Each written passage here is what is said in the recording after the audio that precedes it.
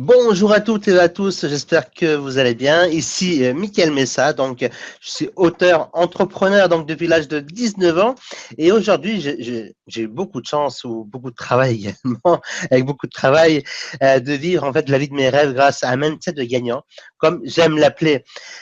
Et puis il y a quelques temps en fait, il y a très peu de temps, mais il y a quelques jours, quelques minutes même, j'ai eu le plaisir d'échanger un peu avec Goldwyn, Goulwen donc est un auteur, entrepreneur, investisseur et un très grand compétiteur. Donc il vous en parlera un petit peu tout à l'heure.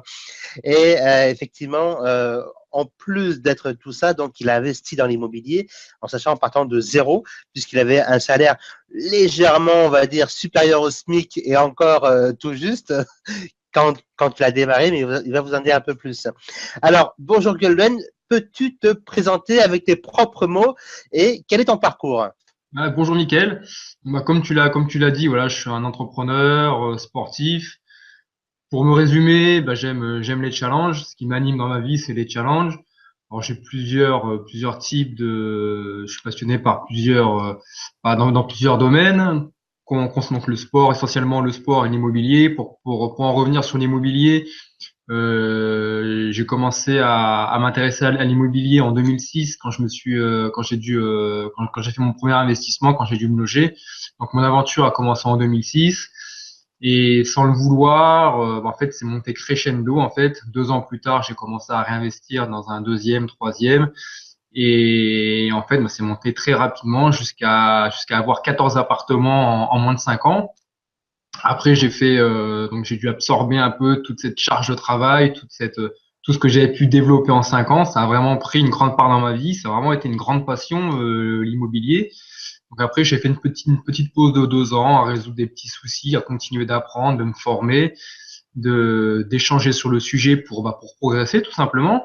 Et après, hop, je suis reparti. Voilà, mon premier palier était fini. Après, hop, j'ai repris les investissements. Et en fait, le fait de m'être formé, tout ça, et en 5 mois plus tard, après cette pause de 2 ans, j'ai réussi à renouveler ce que j'avais fait en 5 ans. C'est-à-dire, j'ai racheté 14 appartements en 5 mois via 4 immeubles. Voilà, 4 immeubles de rapport qui totalisaient 14 appartements. Voilà, pour en acheter en tout, donc 28. Donc l'immobilier a vraiment pris une grande part dans ma vie. De mon expérience insolite, comme tu le disais, moi j'ai commencé de zéro avec mon simple salaire de pompier. Donc quand j'ai commencé, je gagnais 1300, 1400 euros. Et donc j'ai commencé avec ces premiers revenus.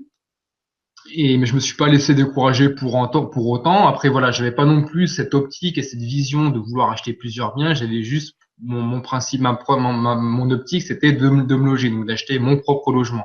Mais après, quand j'ai vu que cette première opération avait eu du succès, c'était bien passé, j'avais appris l'immobilier, je m'étais formé à l'immobilier de par mon premier investissement.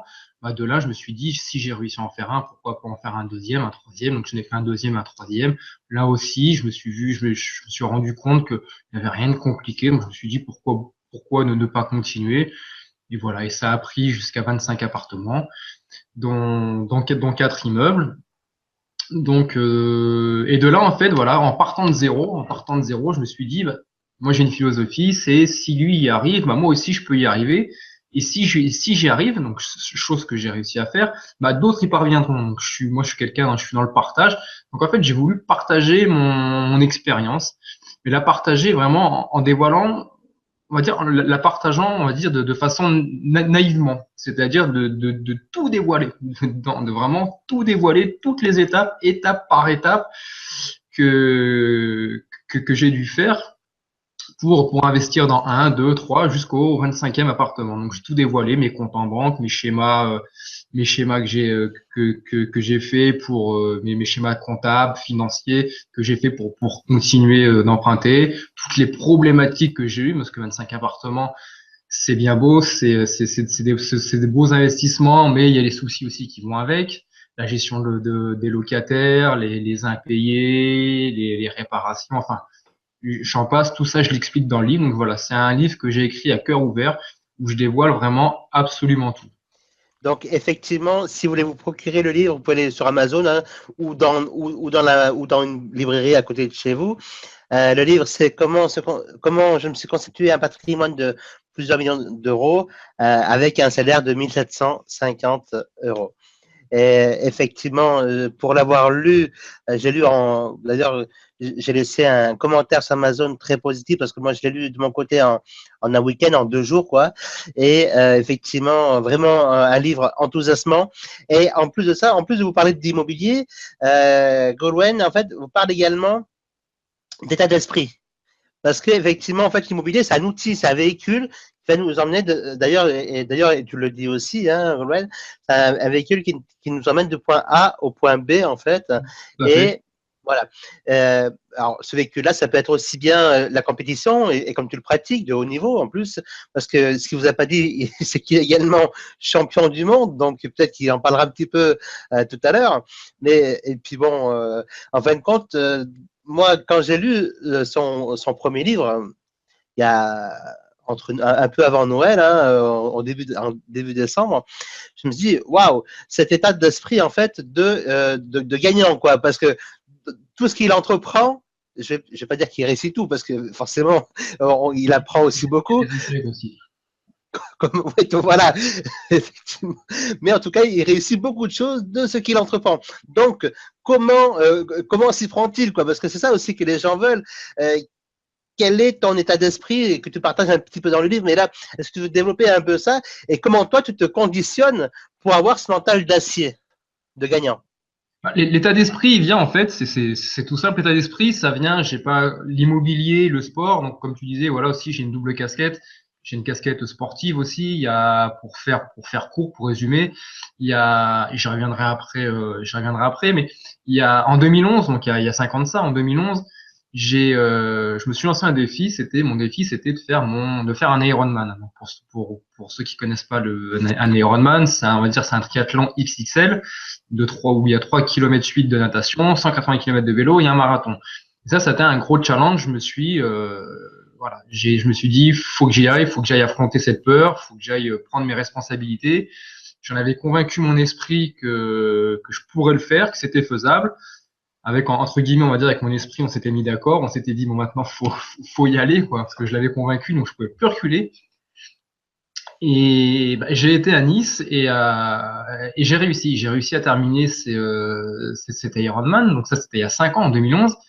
Et 5 ans après, enfin 3 ans après, en 2014, donc en continuant, comme dans l'immobilier, en continuant d'échanger, vous découvrez un nouvel univers, l'univers du triathlon longue distance. Donc naturellement, ça se fait naturellement. Vous échangez avec d'autres athlètes, vous voulez en savoir plus, vous voulez connaître un peu les autres circuits en triathlon, savoir ce qui se fait, vous échangez, vous en faites un deuxième, un troisième, et vous continuez, et rebelote, vous continuez d'échanger avec d'autres athlètes, tout ça, et vous faites des recherches aussi sur Internet, et vous tombez vous entendez parler qu'il existe des doubles Ironman, des triples Ironman, et là vous vous dites, waouh, déjà un Ironman c'est costaud, mais là je pensais pas qu'il en existait des doubles et des triples. Donc vous allez sur Internet, pareil, vous vous renseignez, ça se fait naturellement. Et en 2013, donc je prends connaissance d'une course, d'un triple Ironman en Allemagne. Et en 2014, j'y vais.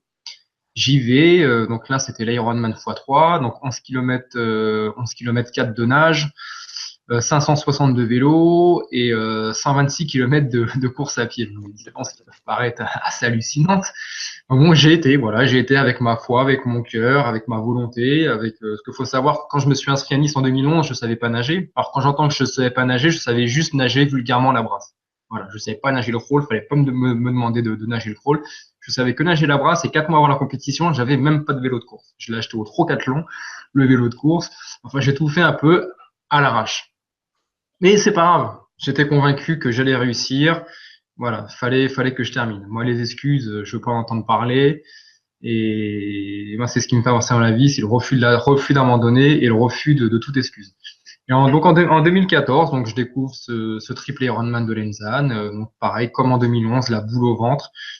Et j'y vais quand même, et je le termine. Voilà, c'est un nouveau succès. Et donc qui dit nouveau succès, en fait, sur une échelle de graduation, vous augmentez en pourcentage. Vous augmentez votre confiance en vous, votre confiance en soi. Moi, ma confiance en moi, elle s'augmente. Voilà, de petits pourcentages. À chaque fois que je réussis un challenge, je gagne en confiance. c'est une nouvelle expérience et de cette expérience de ce petit pourcentage que j'ai gagné, cette nouvelle expérience, moi je m'en sers pour la réinvestir dans d'autres challenges. Donc en 2014, je réussis ce triple Ironman.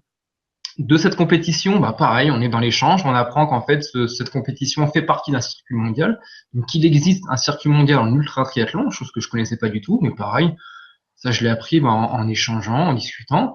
Et l'année d'après, je me suis dit, bon, Gulben, t'as vu ce que c'était un triple Ironman, tu l'as bien terminé, donc l'année prochaine, voilà, je me lance sur un circuit sur toute une saison complète. Donc une saison complète, c'est quand même relativement costaud, c'est 5 doubles Ironman, un triple Ironman et un déca Ironman. Donc un Ironman tous les jours pendant 10 jours.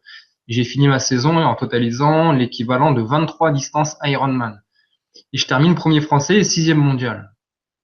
Et là, pareil, moi, je me dis, j'ai fait une super saison, je suis super content de moi. Je me suis dit, voilà, je vais relancer, je vais refaire une nouvelle saison donc, en 2016, mais cette fois-ci, avec l'expérience que j'ai de 2015, je vais améliorer tous les défauts, toutes les problématiques que j'ai rencontrées, où j'ai été mauvais. Voilà, où j'ai été mauvais en 2015, je vais faire en sorte que tous mes points négatifs se transforment en points positifs pour 2016. Et en 2016, je fais un triple Ironman, un quintuple Ironman en continu, donc 2 triples, un quintuple, un double, et en milieu de saison, il y avait un double DK, donc un Ironman tous les jours, mais là pendant 20 jours. Et je finis ma saison en totalisant 33 Ironman, 10 de plus que l'année précédente, et je finis cette fois-ci premier mondial. Je termine à la première place mondiale. Voilà, mais tout ça, ça se fait, voilà, ça s'est pas fait, ma réussite immobilière, ma réussite en sport, ça s'est pas fait en 24 heures. Je me suis remis un coup de pied au cul en 2007. En 2007, je me suis dit, faut faire quelque chose, faut que tu crées ton histoire, voilà, faut que tu crées ta vie, faut que tu te lances dans ce que tu as envie de faire. En 2007, j'ai fait mon premier trail, le trail des Templiers, 68 km. Ça a été ma première, on va dire, grande expérience en sport, en challenge, que j'ai vraiment bien réussi.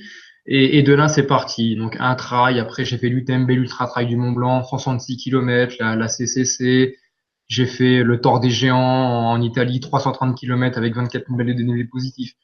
Et à chaque fois, tous les ans, je faisais 2-3 challenges et à chaque fois, je montais, je montais, je montais. Il y a des challenges où j'ai dû arrêter parce que j'étais hors délai. J'ai tellement eu confiance en moi que je sais toujours, de toutes mes courses en ultra triathlon, malgré mon titre mondial, je sors quasiment tout le temps dernier de l'eau. J'ai jamais réussi, j'ai jamais trouvé le temps et on va dire la motivation aussi pour m'investir dans la natation. J'aime pas ça.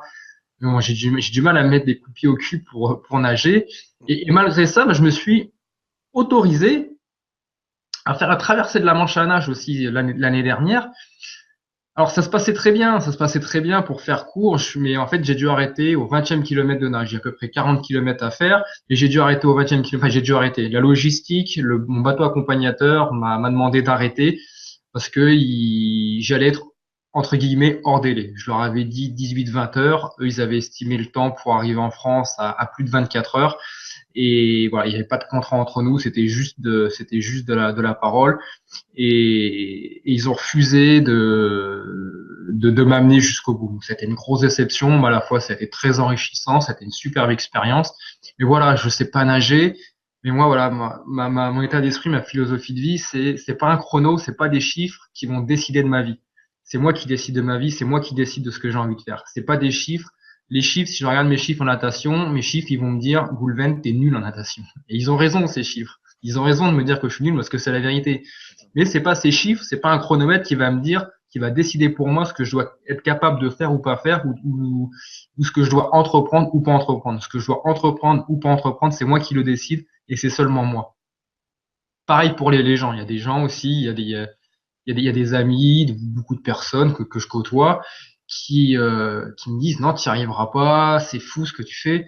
Non, ce que ces gens-là me racontent, alors bien sûr, je prends ce qu'ils me disent, il y a du bon, il y a du moins bon, mais voilà, ce que vous disent les gens, c'est souvent c'est leur vie qu'ils vous racontent, c'est pas la vôtre.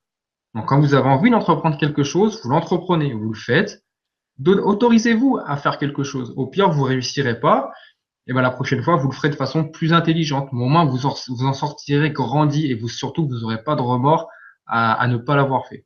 Donc voilà, donc il y a eu mon parcours immobilier, mon parcours sportif, et en fait, je me sers des deux pour avancer dans les deux domaines. Pour moi, le sport et l'immobilier sont indissociables. Quand je rencontre des problèmes en immobilier, bah souvent je m'en sors grâce à mon mental de sportif. Et si je continue à avancer en sport, c'est grâce aussi aux difficultés que j'ai pu rencontrer en immobilier. Enfin voilà. Pour moi, les deux dans ma vie, ne font qu'un, l'immobilier et le sport. Enfin, moi, parler plus largement, l'entrepreneuriat et le sport pour moi ne font qu'un. Voilà, Ok, voilà. je te remercie, Goldwen. Selon toi, en fait, qu'est-ce qui empêche les gens d'acquérir le bon état d'esprit, hein? Bah, ce qui empêche les gens voilà, d'acquérir ce bon état d'esprit, c'est que les gens sont vont pas voir les bonnes personnes. Les gens déjà se laissent guider regardent trop la télévision, écoutent trop les médias, lisent trop les magazines. Couper déjà toutes ces sources d'informations, c'est des sources d'informations qui pour la plupart sont très négatives. Sont très très très négatives. Au lieu, vous voulez vous renseigner, vous voulez vous informer, c'est une très bonne chose. Il faut s'informer, il faut se former, mais allez vous informer, allez vous former auprès des gens qui ont déjà investi. Moi, je suis pas plus con qu'un autre, je suis pas plus intelligent qu'un autre. Quand dans le sport, j'observe les gens dans le sport, j'observe les gens dans l'immobilier. Enfin, je les observe par rapport à ce que moi j'ai envie de créer, et je regarde ceux qui ont réussi. Bah, comment ils ont fait, par quelle étape ils sont passés, quelle formation ils ont été voir, par qui ils se sont fait former, voilà, et je reproduis, moi j'invente rien en sport, en immobilier, j'ai strictement rien inventé, et je reproduis la réussite des autres. Je vais vers les courants positifs pour réussir, parce que si voilà, je reviens encore à mon état d'esprit, si lui y arrive, bah moi aussi je peux le faire. Et si j'y arrive, bah d'autres y parviendront. Il suffit d'aller voir les bonnes personnes. Aujourd'hui, on est au 21e siècle, on a un outil qui est magique, c'est Internet. Il y a énormément de blogueurs qui sont indépendants financièrement, qui ont une réussite extraordinaire dans l'entrepreneuriat comme dans le sport.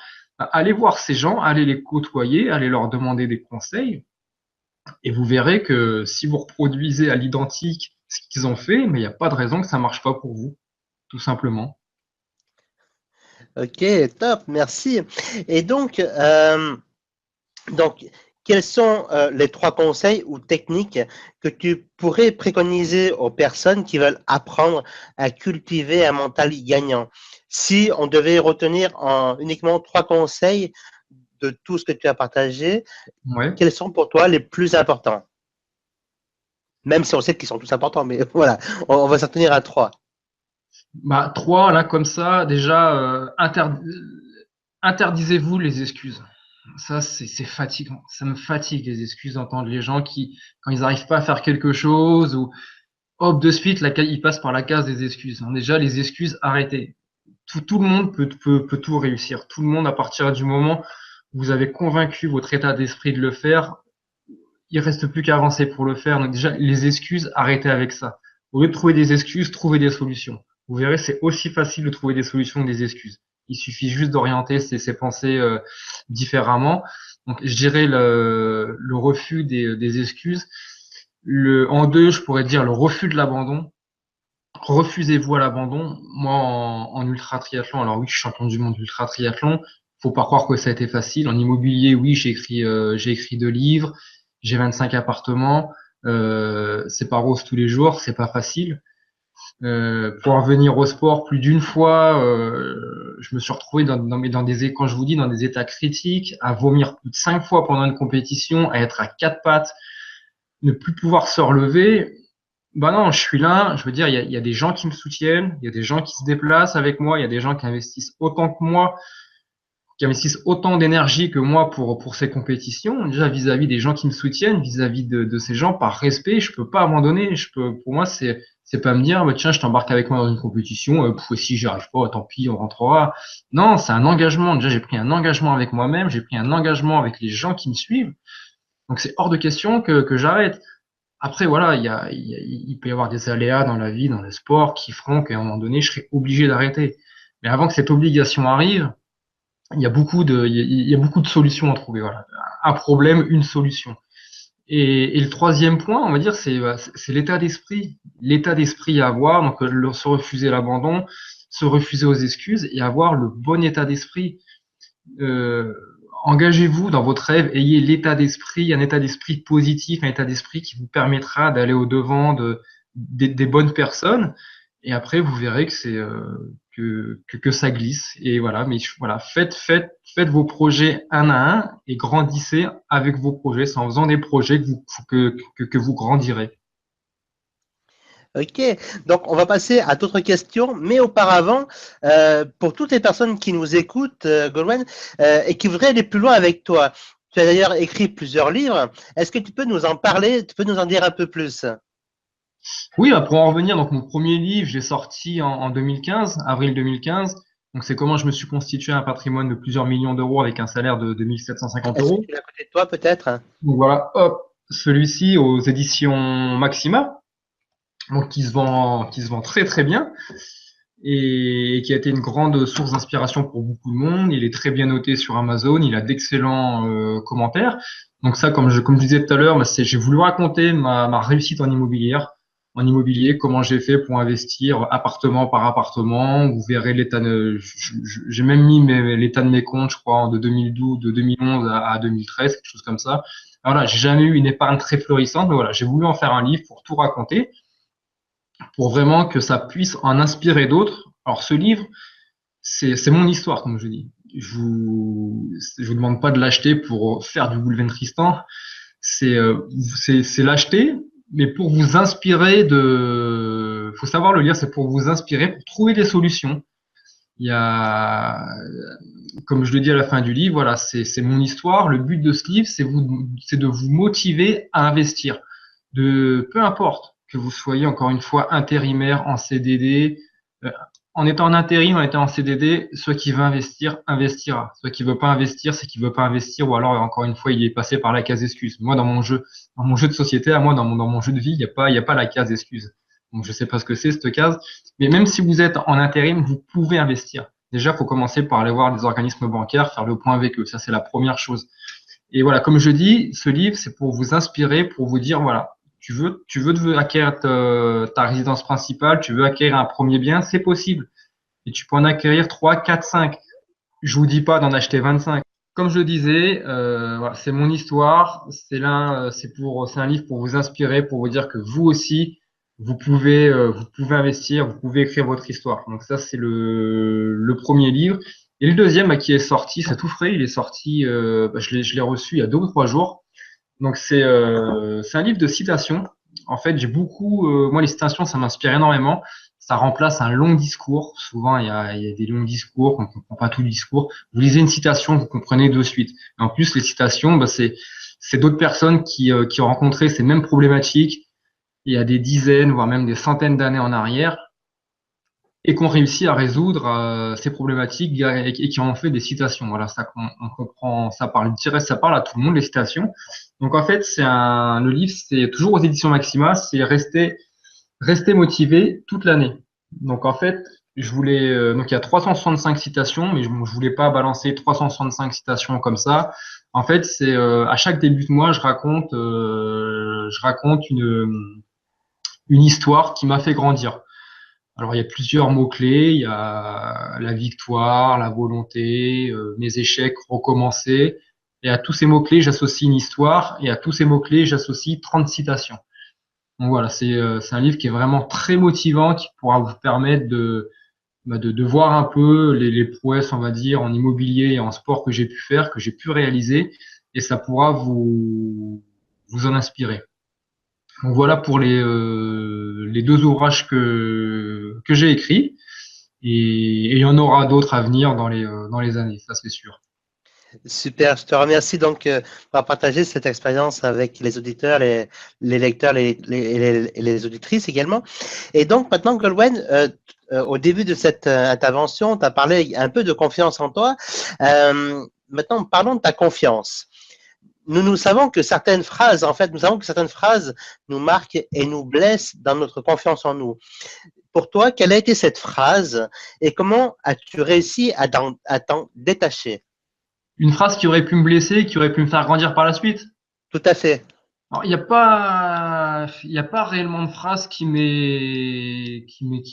blessé. Je suis un peu hermétique à tout ça. Alors, je prends pas, voilà, enfin, je suis pas non plus insensible à la négativité qu'on peut me dire, qu'on peut écrire sur moi. Enfin, pour certains, c'est vraiment très rare, mais pour le peu de négativité qu'on peut écrire sur moi, sur mes ouvrages, sur ma personnalité ou sur ce que j'ai pu faire, bon, c'est vraiment une c'est vraiment une minorité. Bon, j'y prête pas forcément attention. Moi, je préfère me concentrer et m'investir sur des gens qui m'apprécient, sur des gens qui ont envie de grandir, que de chercher à plaire à des gens que me battre enfin, de me battre pour des gens à qui j'adhère pas, sur qui il y aura pas d'échange. Alors si en me battant avec ces gens-là, je pourrais peut-être, oui, je pourrais peut-être avoir appris de meilleurs échanges ou les convaincre de mon état d'esprit, de ma philosophie de vie. Mais cette énergie, je préfère la mettre dès le début pour des gens qui me suivent, pour des gens qui ont le même comportement que moi, le même état d'esprit que moi, la même philosophie que moi. Voilà, ce sera beaucoup plus bénéfique pour chacun et je grandirai beaucoup plus vite à aider ces gens-là. Donc des phrases, non, je pourrais reprendre. Tout le monde a côtoyé ce type de phrase. C'est quand je le raconte un peu dans mon livre des citations. C'est mes échecs scolaires. Voilà, j'ai connu pas mal d'échecs scolaires. Donc la phrase que tout le monde a entendue, c'est t'auras pas ton bac, tu vas rien faire de ta vie, tu vas droit dans le mur. Voilà, il y a eu ces phrases-là, ne te présente pas au bac, parce que tu vas faire baisser les statistiques de l'établissement privé où j'étais. Et ça m'a mis un coup de pied au cul, ça. Ça a été un élément de motivation pour justement avoir mon bac STI. Alors que j'étais dernier de la classe, c'était une catastrophe. Mais oui, c'était une petite phrase déclencheur que tout le monde a connue. Et moi, je l'ai pris comme un élément déclencheur, comme un élément motivant pour mettre un coup de pied au cul et dire aux enseignants, bah voilà, le cancre Goulven, bah son bac, il l'a eu. Mais après, par la suite, non, parce que quand j'ai un rêve, quand j'ai un objectif, déjà, j'en parle pas encore. Enfin, j'en parle pas au début. Je le garde pour moi. En fait, je me protège. Indirectement, je me protège parce que je sais que maintenant, mes rêves, bah, j'ai presque conscience que la vie est illimitée à force d'avoir réussi énormément de challenges. Donc, plus je continue à mes challenges, plus mes challenges, bah, naturellement, ils sont élevés. Mais il y a encore beaucoup de gens qui comprennent pas forcément bah, mes challenges, la hauteur et la grandeur de mes challenges. Donc voilà, pour me protéger dans un premier temps, pour éviter d'avoir trop d'aspects négatifs d'un coup, voilà, je mets un peu les parapluies, j'en parle pas, et quand le projet il commence à être bien développé ou que je suis juste avant, moi je commence à en parler, et au fur et à mesure ça se fait naturellement. Une petite histoire, une petite anecdote, parce que je sais que les gens adorent les histoires. Justement, par rapport à ce que tu disais, à la question que tu me demandais, ben, en 2011, quand je me suis lancé pour mon premier Ironman à Nice, c'est une histoire que j'aime bien raconter. En fait, quand je me suis inscrit, donc j'ai pris mon courage à deux mains, mais c'était, en fait, je voulais m'inscrire en 2009 ou en 2010, mais je suis resté bloqué devant l'ordinateur et j'ai pas eu ce courage de m'inscrire. Et il y a un ou deux ans qui se sont écoulés par la suite. Et en fait, un ou deux ans après, je me suis retrouvé exactement dans la même situation, devant mon ordinateur, devant la même page, devant le règlement à 500 euros pour l'inscription de l'Ironman de Nice. Et en fait, je me suis rappelé un an ou deux ans auparavant l'échec que j'avais eu. Le fait de ne pas avoir su prendre mes responsabilités via cette inscription, là, je me suis dit plus jamais. Je veux pas que ça se reproduise. Hop, je m'inscris maintenant. Et je me suis inscrit. Ça a été un soulagement, mais il y a eu une boule au ventre qui est arrivée maintenant, qui est arrivée en moi. Je me suis dit, putain, maintenant, Goulven, t'es inscrit, il faut que tu prennes tes responsabilités. Et quelques semaines après, en fait, j'étais à la caserne des pompiers où j'étais, dans ma chambre, il y avait un triathlète aussi de niveau national. Et un jour, on part en intervention, tous les deux, et dans la camionnette, dans le camion, il me fait, tu sais quoi, Goulven? Pendant 2 ans, je vais me préparer et je vais m'inscrire à l'Ironman de Nice. Et le mec, il avait un super niveau national. Et moi, j'avais un niveau, mais même pas un niveau zéro. Mon niveau était inexistant. Et je me suis dit, mais maintenant, il faut que tu lui dises. Et je lui ai dit, je fais, voilà, Rémi, bah, je me suis inscrit à l'Ironman de Nice cette année. Et là, il se met à rigoler. Il me fait, mais attends, mais tu sais même pas ce que c'est un Ironman. Bah, je lui fais, écoute, si, c'est un triathlon XXL, 3 km 8 de nage, 180 km de vélo, il y a un marathon. Et je fais ça à Nice et c'est à telle date. Il me fait, mais t'es complètement baisé. Et les semaines qu'on suivit, donc il a pris conscience que je m'étais inscrit. Et les semaines qu'on suivit, bah, il a été vexé un peu. Il a été vexé. Mais après, il s'est rendu compte, il a appris à mieux me connaître, à mieux me cerner. Et au final, quelques semaines avant la compétition, il a commencé à m'encourager. Et le fait que je m'inscrive, ben, indirectement, je lui ai montré le chemin qu'il fallait prendre. Et au lieu de le faire 2 ans après, mais il l'a fait 1 an après. Mais voilà, ça lui a mis un coup de pied au cul. Et bah, il s'en est servi. Il a été très intelligent. Il s'est pas dit, ouais, voilà, Goulven, voilà, je vais le mettre de côté. Il a pas à faire ça. Le triathlon, c'est mon sport. Je suis meilleur que lui. D'où il vient jouer sur mon terrain de jeu.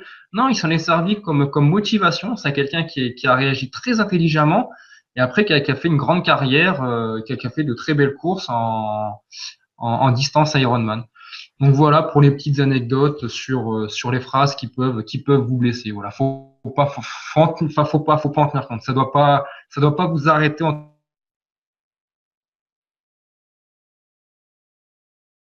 confiance, qui me donne envie de me battre, comme je le raconte je crois dans mes 2 livres, je raconte cette histoire. C'est moi, j'ai été chercher dans mon passé. J'ai été chercher dans mon passé ce que j'avais réussi, essayer d'apprendre à mieux me connaître. Et ça, j'ai trouvé les réponses dans mon passé et j'ai trouvé les réponses quand j'avais 12 ans. En fait, à 12 ans, pour la petite histoire, j'ai fait mon premier marathon. Alors, je me suis pas dit à 12 ans, tiens, hop, je vais m'inscrire à un marathon. Déjà, d'une part, c'est interdit. Et deuxièmement, en faisant ce que j'ai fait, je savais même pas que j'avais fait un marathon. En fait, j'étais pour faire court, j'étais tout simplement parti en vacances avec ma mère et mon frère à Saint-Pierre-la-Mer. Mais mes parents n'avaient pas pu avoir la même semaine de vacances. Et j'étais descendu en train. Sauf un an auparavant, on avait habité à Narbonne et je voulais revoir cette ville de Narbonne. Revoir cette ville, on est gamin, revoir son terrain de jeu, sentir des odeurs, enfin voilà, revivre des bons moments que j'avais passés à Narbonne. Et le seul problème, on n'était pas véhiculé. Moi, prendre les transports, je savais pas comment faire. Ma mère a peut-être pas forcément envie de m'y amener. Je me souviens plus de tous les détails. Et je me suis pas posé toutes ces questions, moi. Moi, j'avais un objectif, c'était de revoir Narbonne, c'était plus fort que moi. Et en fait, tout simplement, j'ai pris mes petites jambes et de Saint-Pierre-la-Mer, j'ai été à Narbonne en courant. Alors, cette route, je la connaissais par cœur, parce que je l'avais fait des centaines de fois en voiture avec mes parents, mais j'ignorais totalement le nombre de kilomètres qui séparaient ces 2 villes. En plus, j'avais pas du tout prévu de faire ça, donc j'avais pas de tenue de sport adéquate. À cette époque-là, il n'y avait pas de montre GPS, j'avais pas de téléphone portable, enfin, il y avait strictement rien de tout ça. Et mes seuls arguments, ma seule force, c'était ma volonté, mon désir, et c'est tout. Et j'ai pris mes petites jambes avec mon courage et j'étais à Narbonne. Alors ça a été très très difficile à la fin. Je pensais que ça allait être beaucoup plus simple que ça, que ça allait beaucoup plus rapide que ça.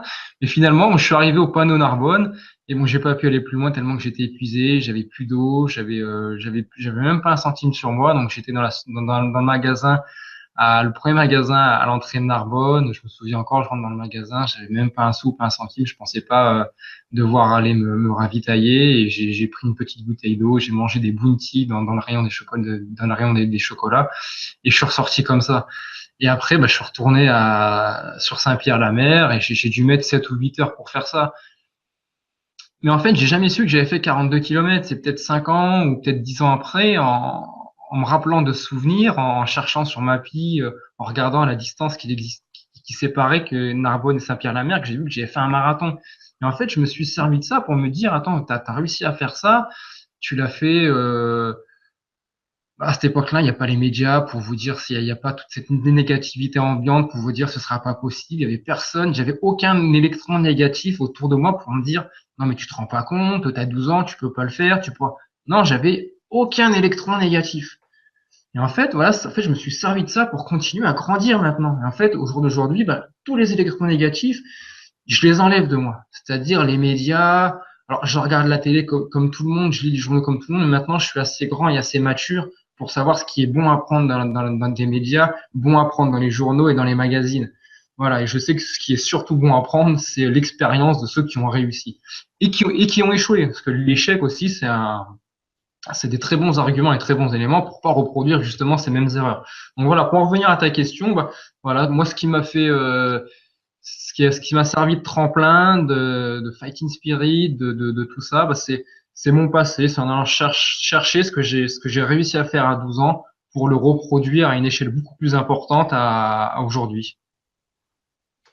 Eh ben, écoute, Colwen, je te remercie pour pour ton temps, pour avoir consacré de ton temps donc pour cette interview, pour avoir répondu donc avec le cœur en fait aux questions que je t'ai posées aujourd'hui. Donc, est-ce que tu peux représenter tes livres face à l'écran une dernière fois et dire leur titre? Alors, vous pouvez les acheter, vous procurer les livres de Goldwyn donc sur Amazon ou dans votre librairie hein, à côté de chez vous, c'est la même chose. Goldwyn, je te laisse vite fait représenter Ouais, tes deux livres. mon premier ouvrage donc, qui est consacré, c'est 100% immobilier. Alors, je partage aussi quelques expériences de mes réussites sportives, parce que j'associe toujours l'immobilier et le sport. Donc, ça parle aussi un peu de sport. J'associe un peu le sport aussi dans ma réussite immobilière. Donc, ça, c'est le livre Comment je me suis constitué un patrimoine de plusieurs millions d'euros avec 1750 euros par mois aux éditions Maxima. Donc, ce livre, il est disponible sur Amazon et dans toutes les librairies, la Fnac et compagnie. Et prochainement, il sera disponible aussi sur mon blog immobilier que je vais sortir d'ici, on va dire, grand maximum 2 mois. Donc, ce sera www.businesschallenge.fr. Et pour ceux qui me suivent, il y aura une large communication sur Facebook. Pour ceux qui me suivent, qui me connaissent pas sur Facebook, bah, vous tapez Goulven Tristan. Voilà, je suis facile à trouver. J'ai 2 pages, Business Challenge et Sport Challenge. Voilà. Et au prix de 19,80 €. Et le deuxième, Restez motivé toute l'année, pareil aux éditions Maxima, qui est sorti cette semaine, donc c'est vraiment tout frais, qui sera également en vente sur mon blog www.business challenge et qui est disponible aussi juste en version e-book sur le site Amazon. Le premier livre, il est disponible en e-book et version papier, mais le deuxième, il est disponible qu'en version e-book sur Amazon et sera disponible en version papier sur mon blog immobilier. Donc voilà pour vous. Pour les passionnés de sport, j'ai un blog Sport Challenge qui est déjà actif. J'ai une grosse mise à jour à faire. Et il y aura un nouveau site. Mon blog sport va être refait complètement cette année avec des formations avant, du coaching et plein d'autres choses. Génial. Ben écoute, Goldwyn, à très vite. Au plaisir de te revoir, en tout cas, ou à Toulouse, ou sur Paris, ou ailleurs en France, Ouais, ou bah, ailleurs. Voilà, parce qu'effectivement, tu es une personne très inspirante et je pense que voilà, on en reparlera plus tard, mais que tu auras peut-être l'occasion d'intervenir dans différents événements Internet.